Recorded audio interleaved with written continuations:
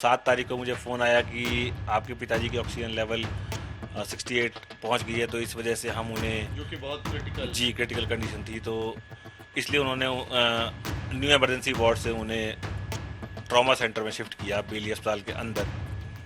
और उसके बाद काफ़ी कोशिशों के बाद मुझे 9 तारीख को मालूम पड़ा कि मेरे पिताजी वहाँ से चले गए हैं, उनका ये कहना था।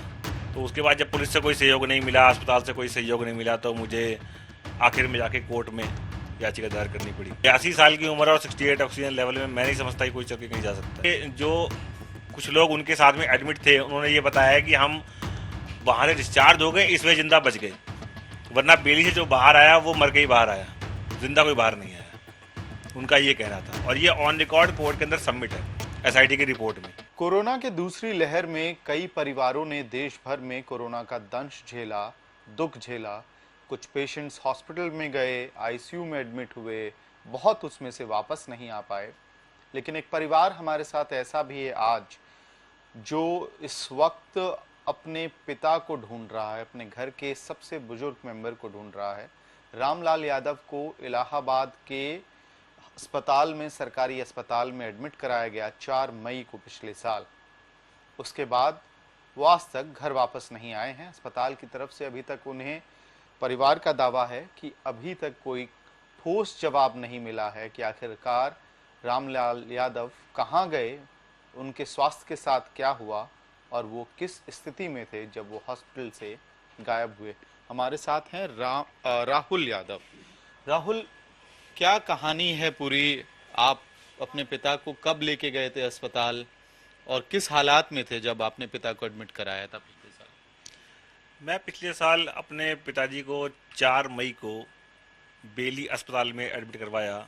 उस समय उन्हें सांस लेने में काफ़ी तकलीफ़ थी, वो चलने में असमर्थ थे, तो मैं उन्हें अपनी गोदी में उठाकर वहाँ पे लेके गया, उन्हें एडमिट करवाया। 5 तारीख को मैं उनसे मिलने भी गया। उसके बाद 6 तारीख को मुझे भी कोरोना हो गया, क्योंकि उनके साथ रहने की वजह से तो मैं उस वक्त नहीं जा पाया। तो 7 तारीख को मुझे फ़ोन आया कि आपके पिताजी की ऑक्सीजन लेवल 68 पहुंच गई है, तो इस वजह से हम उन्हें, जो कि बहुत क्रिटिकल। जी क्रिटिकल कंडीशन थी, तो इसलिए उन्होंने न्यू इमरजेंसी वार्ड से उन्हें ट्रॉमा सेंटर में शिफ्ट किया बेली अस्पताल के अंदर। और उसके बाद काफ़ी कोशिशों के बाद मुझे 9 तारीख को मालूम पड़ा कि मेरे पिताजी वहाँ से चले गए हैं, उनका ये कहना था। अस्पताल वालों का चले गए मतलब?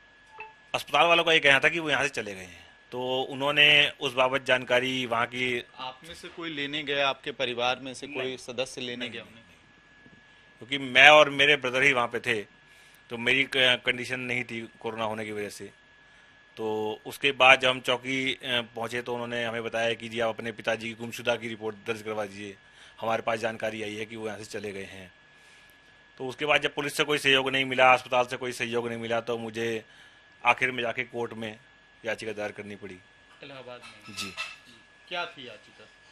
याचिका ये थी कि मेरे पिताजी के बारे में अस्पताल के द्वारा जानकारी दी जाए कि उनका उन्होंने क्या किया, किस तरह किया, उनका स्वास्थ्य अगर इतना ख़राब था तो उनकी समस्या क्या हुई, किस तरह से हुई, वो जानकारी चाहिए मुझे। जी।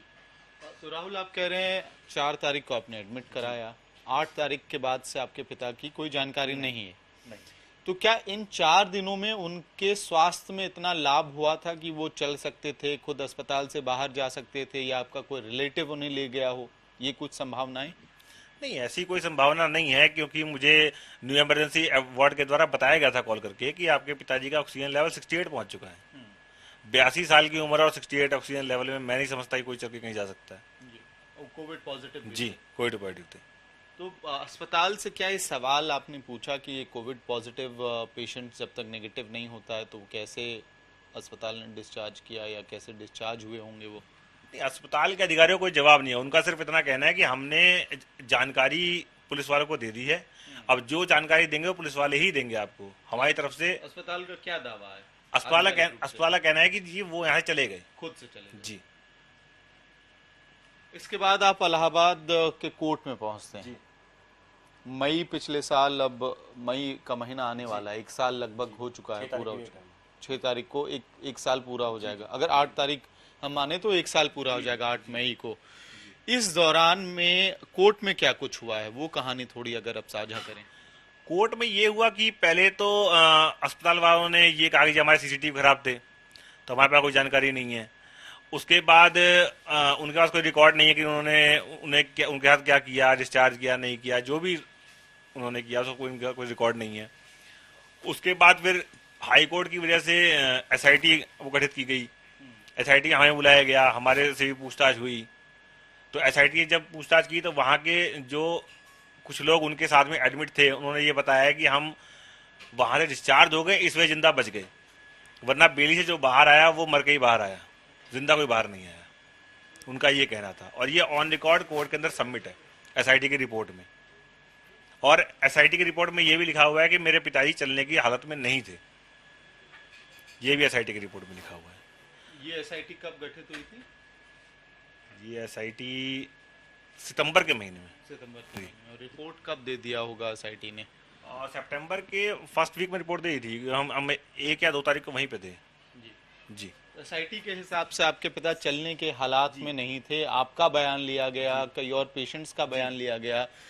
ऐसा क्या संभव हो पाया कि लंबा समय हो गया, मैं समझ सकता हूँ परिवार पे बहुत अलग तरह का इमोशनल ट्रॉमा रहा होगा ये, लेकिन उनके आसपास के जो पेशेंट्स थे उनसे बात करने की कोशिश की आप लोगों ने? नहीं, मुझे उनके आसपास के पेशेंट की कोई जानकारी नहीं है सर में, क्योंकि उस समय उनके पास कौन था। मेरे साथ समस्या ये हुई कि अगर मैं कोविड पॉजिटिव नहीं होता तो फिर मैं उस समय उनके साथ ही होता। बस मेरी समस्या ये होगी मैं कोविड पॉजिटिव हो गया, जिसके कारण मैं उनके साथ नहीं रह पाया। एक तरफ आप कोविड पॉजिटिव थे, दूसरी तरफ पिता आपके लापता हो गए थे।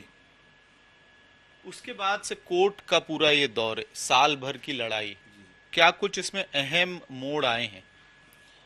इसमें अहम मोड़ यही आए हैं कि कोर्ट ने यही माना है कि सारी लापरवाही अस्पताल की है इसमें, और अस्पताल को इस बार जवाब देना चाहिए। लेकिन अस्पताल अभी तक जवाब देने में असमर्थ है, जबकि वो सुप्रीम कोर्ट तक भी आए हैं। सुप्रीम कोर्ट में जब उनको लगा कि उनकी पिटीशन डिसमिस हो जाएगी तो उन्हें विड्रॉल की है। ये जो कागज आप लेके बैठे हैं, ये शिकायत आपने जो मैंने पहले शिकायत की थी वो है ये। और ये आपके पिता की तस्वीर है? जी।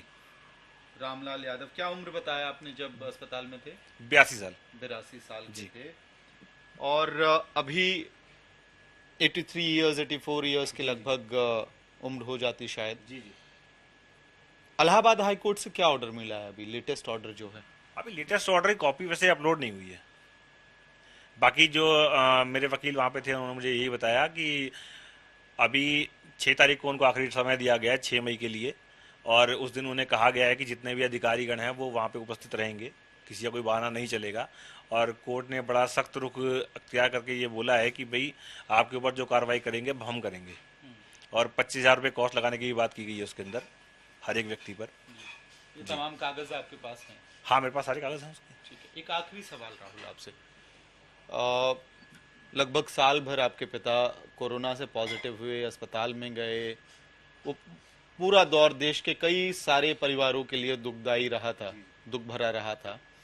आप साल भर से अपने पिता को ढूंढ रहे हैं, क्या लगता है क्या हुआ, और अब क्या उम्मीद है आपको कोर्ट से? क्या हुआ कैसे हुआ ये तो जी अस्पताल वाले ही ज़्यादा बेहतर बता पाएंगे, जो कि वो बता नहीं रहे हैं। अब छुपाने का कारण तो वही ज़्यादा बेहतर जान सकते हैं।